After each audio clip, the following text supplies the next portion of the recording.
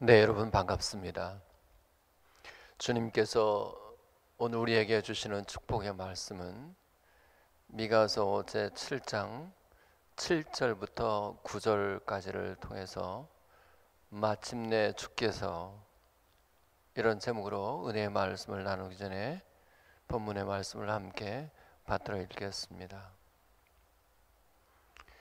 오직 나는 여호와를 우러러 보며 나를 구원하시는 하나님을 바라보나니 나의 하나님이 나에게 귀를 기울이시리로다. 나의 대적이여 나로 말미암아 기뻐하지 말지어다. 나는 엎드러질지라도 일어날 것이요 어두운 데에 앉을지라도 여호와께서 나의 빛이 되실 것이미로다.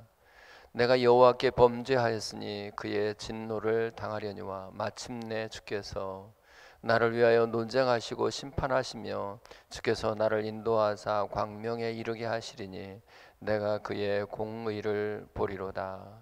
아멘.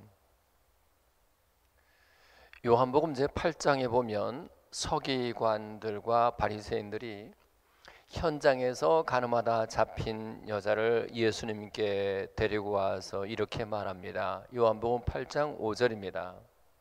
모세는 율법에 이러한 여자를 돌로 치라 명하였거니와 선생은 어떻게 말하겠나이까? 그때 예수님께서 몸을 굽으려 손가락으로 땅에 글을 쓰셨습니다. 어떤 글이었을까요? 혹 10계명을 1계명부터 10번째 계명까지 쭉 나열하여 기록하셨을까요? 어쨌든 이들은 묻기를 마지 아니했고 예수님은 일어서서 이렇게 말씀하셨습니다. 너희 중에 죄 없는 자가 먼저 돌로 치라. 그리고 다시 몸을 굽혀 손가락으로 땅에 글을 쓰셨습니다. 어떤 글을 쓰셨을까요? 마태복음 5장 28절, 음욕을 품고 여자를 보는 자마다 마음에 이미 간음하였느니라. 너희가 혹시 여자를 보고 음욕을 품은 적 없니? 그렇다면 너희도 이 간음한 여자와 다를 바 없지 않느니? 그런 의미에서 마태복음 5장 28절의 말씀을 기록했을지도 모르겠습니다. 아니면 혹시 우리의 중심을 정확하게 꿰뚫어 보시는 우리 주님께서 한 사람 한 사람을 주시하고 그들의 지은 죄를 하나씩 하나씩 나열하여 기록했을까요? 어떤 글이었는지는 정확하게 알 수 없지만 요한복음 8장 9절에 이렇게 기록되어 있습니다. 그들이 이 말씀을 듣고 양심의 가책을 느껴 어른으로 시작하여 젊은이까지 하나씩 하나씩 나아가고 오직 예수와 그 가운데 서는 여자만 남았더라. 양심의 가책을 느꼈다고 했습니다. 그래서 들고 있던 돌을 다 놓고 하나씩 하나씩 나갔다고 했어요. 바로 그 점에서 로마서 3장 10절의 말씀은 옳은 말씀입니다. 의인은 없나니 하나도 없다는 말씀 말입니다. 로마서 3장 23절, 모든 사람이 죄를 범하였음에 하나님의 영광에 이르지 못하더니. 우리가 읽지를 못했지만 오늘 본문 미가서 7장 2절부터 4절에 이렇게 기록되어 있습니다. 경건한 자가 세상에서 끊겼고 정직한 자가 사람들 가운데 없도다. 무리가 다 피를 흘리려고 매복하며 각기 그물로 형제들을 잡으려 하고 두 손으로 악을 부지런히 행하도다. 그 지도자와 재판관은 뇌물을 구하며 권세자는 자기의 마음에 욕심을 말하며 그들이 서로 결합하니 그들의 가장 선한 자라도 가시 같고 가장 정직한 자라도 찔레 울타리보다 더하도다. 보십시오. 세상에 경건한 자가 끊어졌다고 했습니다. 정직한 자가 사람들 가운데 없다고 했습니다. 그리고 무리 전체가 다 피를 흘리려고 누군가를 죽이려고 매복하고 있다고 그랬어요. 그리고 각기 그물로 형제를 해하려고 했어요. 각 사람이 다 그렇다는 거예요. 이런 사람들의 모습이 결론이 이거예요. 그들 가운데 가장 선한 사람이라도 가시 같고 가장 정직한 사람이라도 마치 찔레 울타리보다 더하다는 것입니다. 그렇습니다. 세상에 의인은 없나니 하나도 없는 모습이 오늘 현대 우리들의 모습과 크게 다를 바가 없다고 봅니다. 자, 그렇다면 이 말씀을 전하고 있는 선지자 미가는 어떨까요? 사실은 미가 자신도 이렇게 말합니다. 오늘 본문 9절에서 이렇게 말합니다. 내가 여호와께 범죄하였으니. 그러니까 지금 이 백성들의 모습이나 하나님께 범죄한 이 미가나 50보 100보예요. 그러나 여러분, 이 미가와 이 백성들과 차이가 하나 있다면 미가는 자기가 죄인인 줄 알고 하나님께 자기의 죄를 토설하고 회개했다는 사실이에요. 그래서 내가 여호와께 범죄하였으니 라고 회개했음을 어떻게 알 수 있습니까? 마침내 주께서 이 미가를 친히 인도하셔서 광명에 이르게 하신 것으로 보면 미가는 하나님께 회개했고 하나님은 그의 회개를 받아주셨음을 알 수 있습니다. 반면에 이 백성들, 두 손으로 악을 부지런히 행하는 이 사람들에 대해서는 본문 4절 후반절에 이렇게 말합니다. 그들 가운데 형벌의 날이 임하였으니. 이 사람들에게 형벌이 임한 것을 보면 분명히 이들은 그 지은 죄를 회개한 적이 없다는 것을 알 수 있습니다. 그 점에서 세상의 사람들은 둘 중에 하나입니다. 회개한 죄인이든 아니면 회개하지 않은 죄인이든 둘 중에 하나입니다. 우리는 어떤 사람일까요? 우리는 과연 하나님 앞에서 회개한 사람, 온전히 회개한 사람일까요? 자, 그렇다면 무엇을 회개해야 될까요? 이것을 알기 위해서 죄가 무엇인지부터 생각해 보아야 합니다. 오늘 본문 9절에 내가 여호와께 범죄하였으니 라고 할 때 그 범죄하다라고 하는 말 히브리어 하타입니다.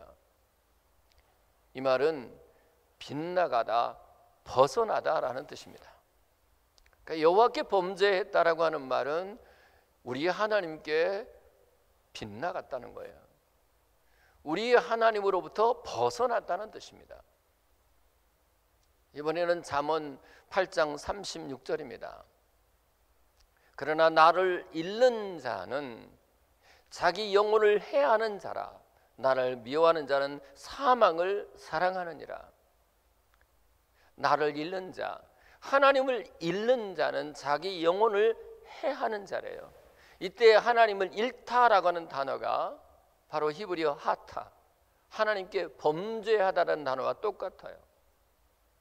결국 하나님께 범죄한다라고 하는 말은 하나님으로부터 빗나갔다, 하나님으로부터 벗어났다는 뿐만 아니라 하나님을 잃어버린 것을 말해요. 그 생각으로부터 하나님을 잊어버렸거나 혹은 하나님의 하나님됨을 잃어버린 상태, 그것을 바로 죄라고 할 수 있습니다. 로마서 1장 28절부터 31절까지의 말씀입니다. 또한 그들이 마음에 하나님 두기를 싫어하며 하나님께서 그들을 그 상실한 마음대로 내버려도 합당하지 못한 일을 하게 하셨으니 곧 모든 불의, 추악, 탐욕, 악에 가득한 자요, 시기, 살인, 분쟁, 사기, 악독이 가득한 자요, 수군수군하는 자요, 비방하는 자요, 하나님께서 미워하는 자요, 능욕하는 자요, 교만한 자요, 자랑하는 자요, 악을 도모하는 자요, 부모를 거역하는 자요, 우매한 자요, 배약하는 자요, 무정한 자요, 무자비한 자라.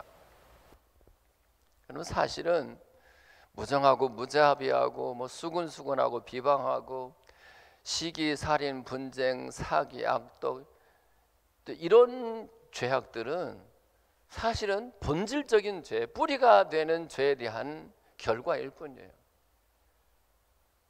본질적인 죄는 뭐냐면 마음에 하나님 두기를 싫어하는 그것. 잠언 8장 36절의 표현대로 하면 하나님을 마음으로부터 잊어버린 거예요. 우리는 사람들에게 나타나는 어떤 악한 행실들만 죄라고 생각하기 쉬워요. 그렇지 않아요.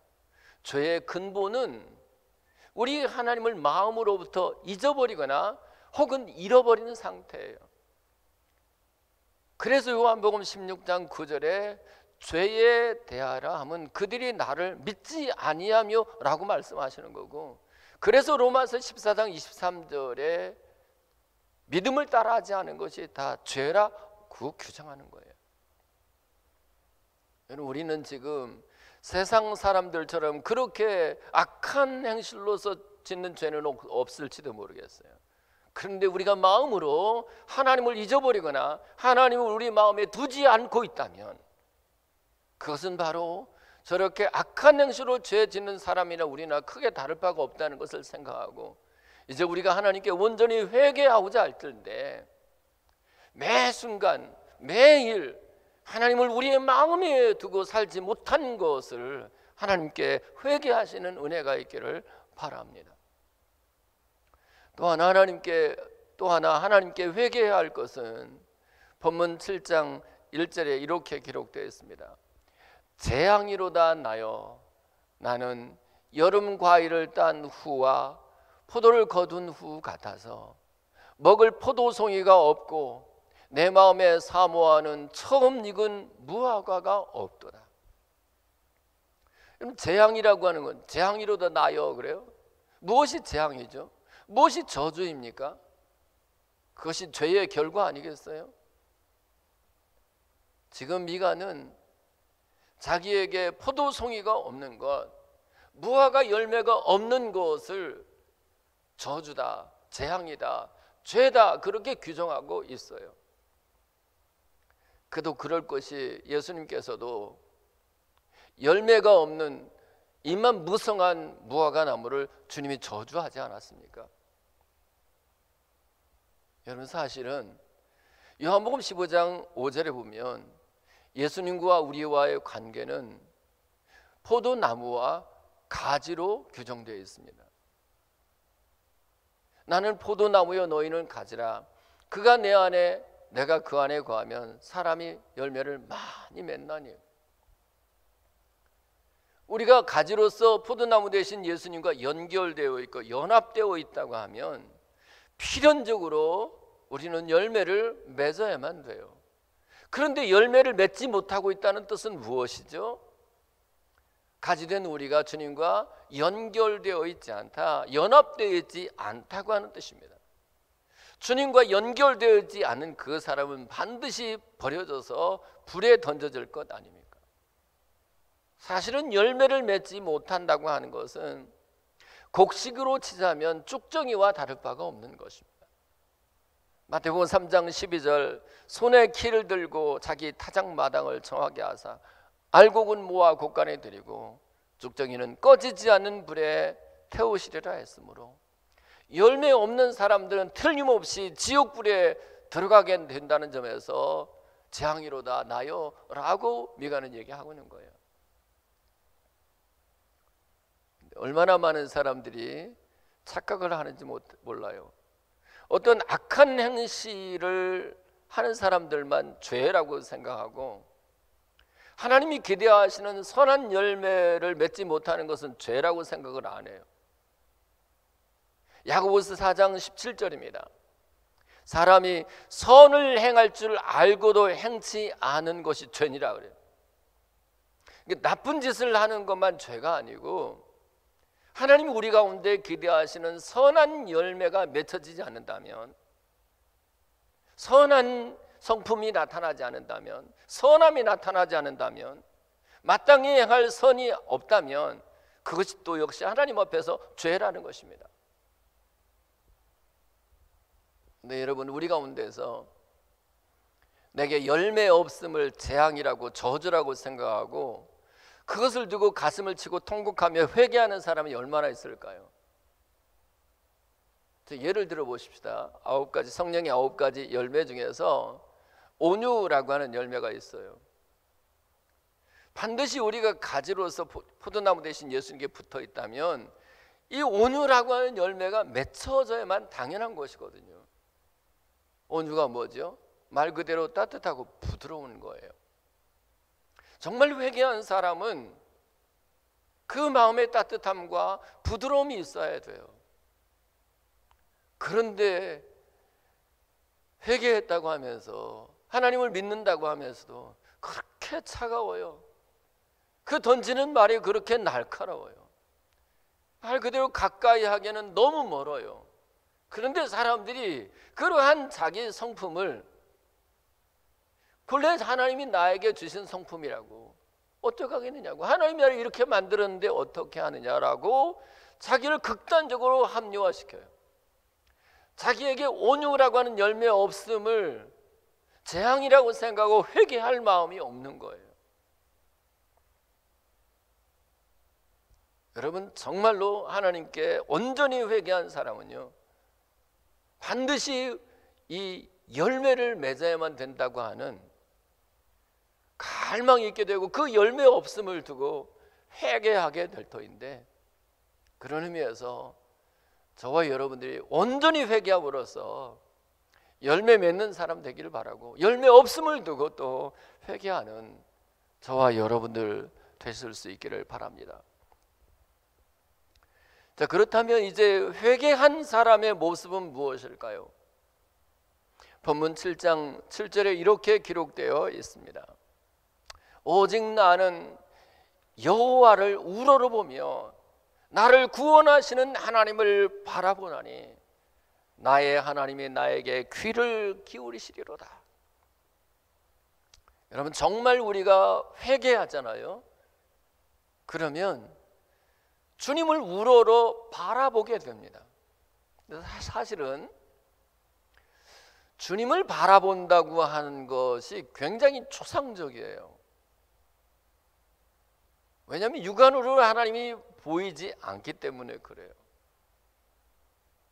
근데 사실은요, 마음의 눈이 열려있는 사람은 하나님을 볼 수 있게 돼요. 예를 들을게요. 물은 그저 물일 뿐이에요. 그런데 화학적인 안목을 갖고 있는 사람은 그 물이 수소 둘과 산소 하나로 구성되어 있다는 것을 알아요. 그래서 물을 보면서도 그 물 속에 수소가 있다는 것이 보이는 거죠. 산소가 있다는 것이 보이는 거예요. 마찬가지예요. 믿음의 눈이 열리잖아요. 히브리서 11장 1절입니다. 믿음은 바라는 것들의 실상이요 보지 못하는 것들의 증거라고 그러잖아요. 믿음의 눈이 열리면 우리 주님이 무소부재하신 것, 아니 계신 곳이 없다는 것이 알아져요. 이 믿음의 눈이 열린다는 것은 마음의 눈이 밝아진다는 의미이기도 해요. 에베소서 1장 17절부터 19절입니다.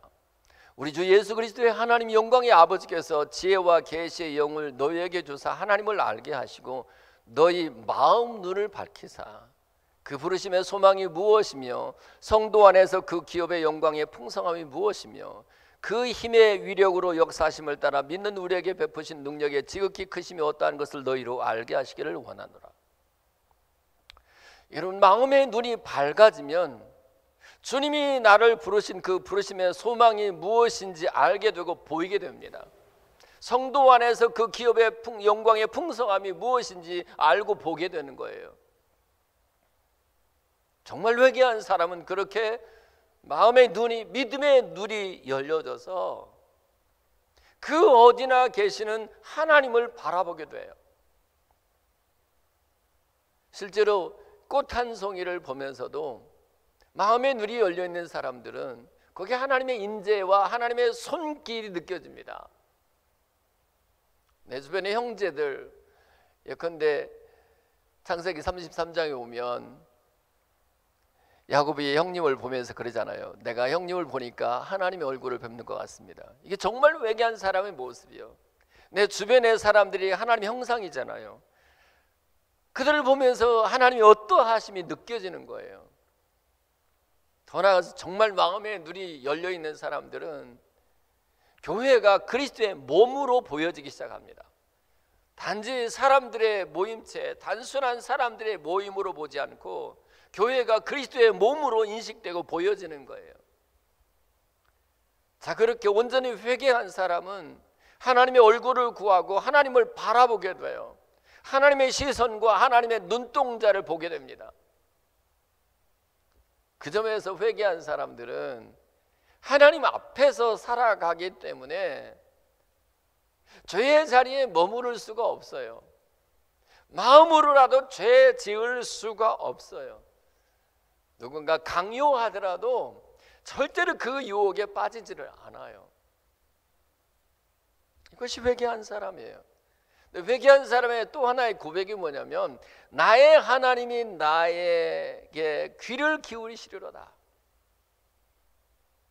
그 말은 뭐죠? 나는 주님께 기도하면 주님은 내 기도에 귀를 기울인다는 거예요. 이것이 회개한 사람이 가지고 있는 확신입니다. 여러분, 회개라고 하는 것이 메타노이아, 방향을 전환하는 거잖아요. 정말 온전히 회개한 사람은 점점 더 하나님과 가까워지게 돼요. 그렇게 하나님과 가까워지면 가까워질수록 주님과 깊은 대화, 주님과 깊은 기도가 이루어지기 시작해요. 그래서 우리가 회개한 만큼 기도가 깊어집니다. 회개한 사람은 아침에 일어나서 기도하고 저녁에 일어나서 기도하고 그리고 정해놓고 기도하지만 결국에는 쉬지 않고 기도하는 자리로까지 나가요. 일을 하면서도, 운전을 하면서도, 대화를 하면서도 끊임없이 기도하게 돼요. 그리고 기도 쉬는 것을 범죄로 생각을 할 정도로 자기 삶을 기도로 연장하고 싶어요. 기도로 계속하고 싶은 거예요. 그렇게 끊임없이 주님과 대화하는 사람들이 범죄할까요? 여러분, 정말 어느 정도 회개했는지는 여러분들이 얼만큼 깊이 기도하고 얼마만큼 시간을 기도에 할애하고 있는지를 보면 알아요. 묻겠습니다. 여러분, 온전히 회개하셨습니까? 그렇다면 그 증거로 여러분은 쉬지 않고 기도하는 기도의 사람으로 하나님 앞에 설 수 있기를 예수 그리스도의 이름으로 축복합니다. 이제 이렇게 회개한 사람의 또 하나의 모습, 본문 7절, 8절에는 이렇게 기록되어 있습니다. 나의 대적이여 나로 말미암아 기뻐하지 말지어다. 나는 엎드러질지라도 일어날 것이요 어두운 데 앉을지라도 여호와께서 나의 빛이 되실 것이미로다. 여러분, 회개한 사람일지라도 자기가 실수해서 넘어졌건 다른 사람들이 나를 밀쳐서 넘어졌건 넘어질 수 있어요. 그런데 온전히 회개한 사람은 반드시 넘어져도 엎드러져도 다시 일어난다는 사실이에요. 잠언 24장 16절입니다. 대저 의인은 7번 넘어질지라도 다시 일어나려니와 악인은 재앙으로 말미암아 엎드려지느니라. 여러분, 우리가 회개하여 믿음으로 의롭다함을 받은 의인인 것이 분명해요. 그 사람은 혹시 넘어질지라도 7번 넘어져도 또 일어나는 거예요. 7전팔기죠. 이것이 그가 사업을 하다가 넘어져도 일어나고, 가정에서 어떤 일이 생겨도 또 일어나지만, 신앙생활 할 때도 마찬가지예요. 누가 나를 밀어서 넘어졌다고 하더라도 회개하는 사람은 그 일 때문에 시험 들어서 주저앉거나 떠나지 않고 또다시 일어나서 자기 믿음의 길을 걸어가는 사람이라고 할 수 있어요. 여러분, 정말 회개한 사람인지 아닌지는 우리가 알아요. 뭘로? 넘어져도 또다시 일어나는지, 아니면 주저앉아 실망하고 마는지. 또 하나, 회개한 사람은 어두운 데 앉아 있을지라도 여호와께서 나의 빛이 되신다는 확신이 있어요. 그래서 내게 주어진 환경이 암담하고 깜깜하여 어디로 가야 하는지 모를 때에도 주님께서 나의 빛이 되시기 때문에 그 마음이 언제나 밝아요. 마음이 밝으니까 그 얼굴도 천사와 같이 밝을 수밖에 없지요. 사도행전 6장 15절입니다. 공회 중에 앉은 사람들이 다 스데반을 주목하니 그의 얼굴이 천사의 얼굴과 같더라. 제가 서울에 살 때에 풍납동에 살았거든요. 그때 성산교회라고 하는 곳을 섬겼어요. 거기 다닐 때 지금도 한 권사님을 잊지 못해요. 그 권사님은 교회에서 어느 때 보더라도 그 얼굴이 천사와 같아요. 항상 미소를 띠고 있어요. 그런데 시장 통해서 만나도, 길거리에서 만나도 언제나 미소를 띠고 있어요. 마치 그대로 그 얼굴이 천사와 같더라고요. 여러분, 회개한 사람이라도 갑자기 흑암이 밀물처럼 밀려올 때가 있어요.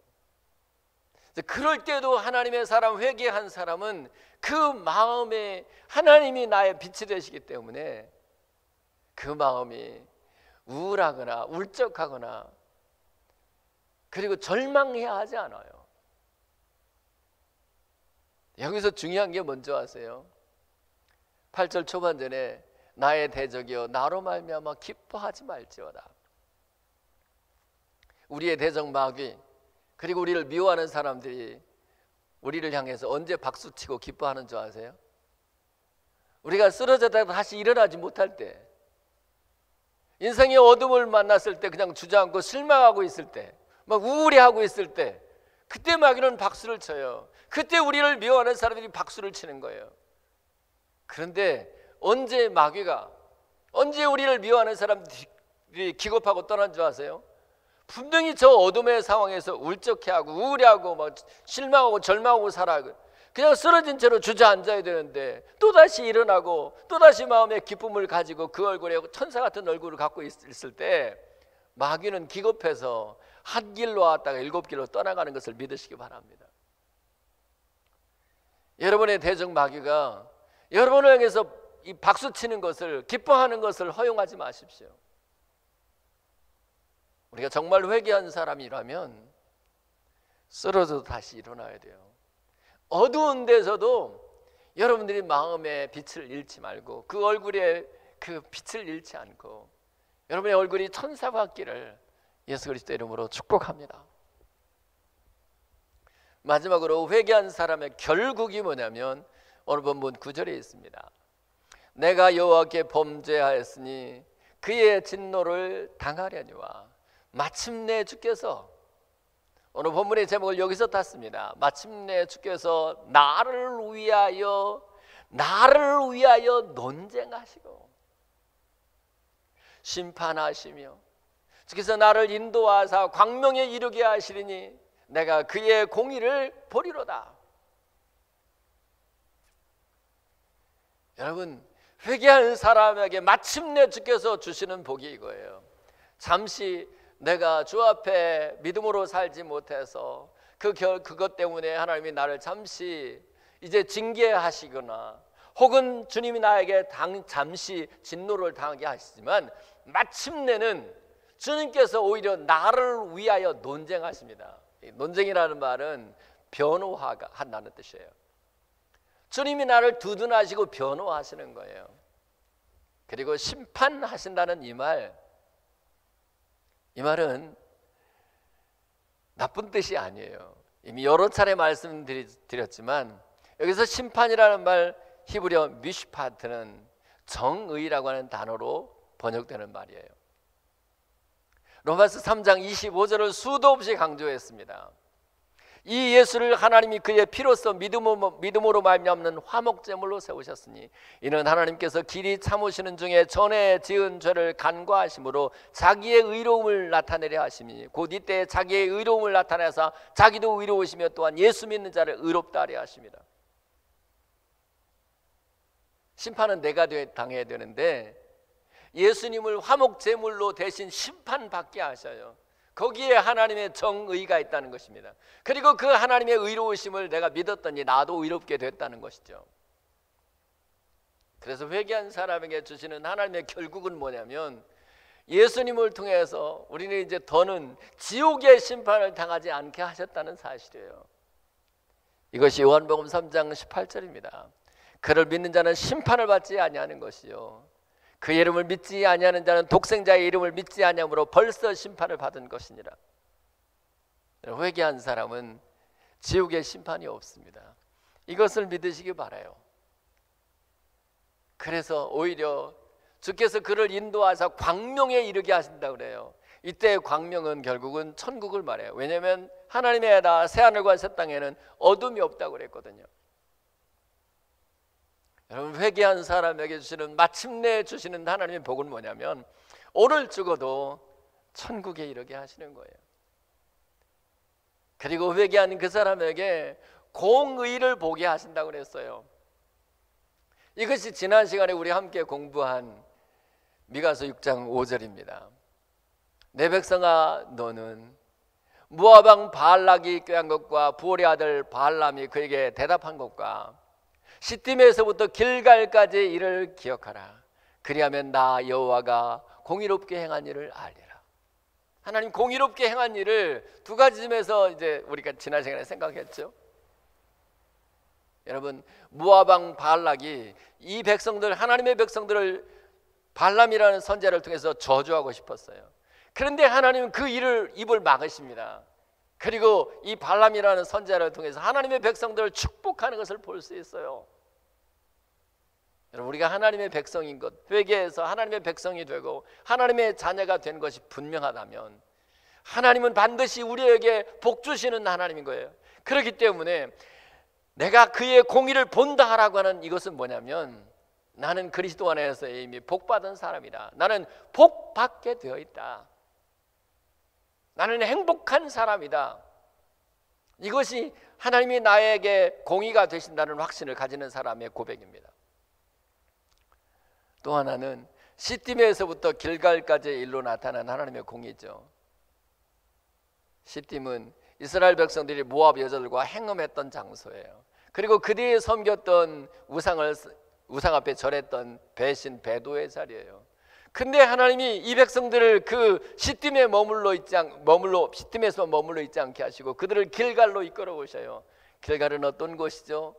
이 백성들이 이제 할례를 받던 장소예요. 할례는 하나님과 이 백성들 사이에 새로운 언약이 형성되었음을 몸의 흔적으로 남기는 거예요. 마음의 할례를 받게 하시는 것이죠. 그리고 말씀하십니다. 이제 애굽의 수치를 너에게서 떠나가게 했다. 세상의 수치를, 세상의 부끄러움을 더 이상 받지 않게 하겠다. 그러니까 이 시딤에서부터 길갈까지 나타난 하나님의 공의는 우리는 분명히 죄를 지어 저주받아야 되는데 주님께서 그런 우리를 은혜의 자리로 이끌어 오셨다는 거예요. 더 이상 과거에 매이지 않게 하시고 뒤의 것을 잊어버리게 하시고 이제 그리스도 안에서 새로운 피조물이라는 확신을 가지게 하는 자리, 은혜의 자리에 서게 하는, 그것이 바로 우리를 향하신 하나님의 공의예요. 회개한 저와 여러분들에게 이런 하나님의 공의로우신 역사가 이 한 해를 사는 동안에 계속 나타나기를 예수님의 이름으로 축복합니다. 기도합시다. 하나님, 우리 아버지, 우리가 온전히 하나님 앞에 회개하기를 원합니다. 우리 마음에 하나님 두기를 싫어하는 그것, 하나님을 잃어버리는 그것이 가장 큰 죄인 줄로 알게 하옵시며, 열매 없음이, 마땅히 맺어야 할 성령의 열매가 없음이 내가 하나님 앞에 회개할 큰 죄목인 것을 알게 하시며, 회개한 우리는 언제든지 하나님을 주목하고 하나님 앞에 기도하는 사람이 되는 줄로 알게 하옵시며, 회개한 우리는 이제 넘어져도 다시 일어나며 어두움 속에 있어도 주님께서 우리의 빛이 되심으로 암담하라 우울해하지 아니하며, 마침내 주께서 우리를 위해서 논쟁하시고 우리 대신 예수님 심판받게 하셔서 천국의 광명에 이르게 하시는 것을 알게 하실 뿐만 아니라, 주님이 우리를 공의롭게 대우하셔서 우리의 모습대로는 시딤에서 저주를 받아야 할 우리를 길갈까지 인도하셔서 은혜를 주시는 그 하나님인 것을 날마다 경험할 수 있게 해 주시옵소서. 예수 그리스도의 이름으로 기도하옵나이다. 아멘. 축도하겠습니다. 이제는 우리 주 예수 그리스도의 은혜와 하늘 우리 아버지 크신 사랑하심과 성령님의 역사, 위로, 충만, 교통케 하심이 이제 온전히 회개하여 마침내 주께서 우리를 위하여 논쟁하시고 우리 대신 예수님이 심판받게 하시며 우리를 인도하사 광명에 이르게 하시는 것, 천국에 이르게 하시는 것을 주님 오시는 그날까지 경험하기로 결단하는 여기 귀한 종들의 머리 위와 자녀과 사업과 직장 상황 가운데와 두고운 고국과 고국의 교회들과 목회자들과 미국에 있는 교회와 교회 목회자들 가운데 지금부터 영원토록 함께 있어지기를 간절히 축원하옵나이다. 아멘.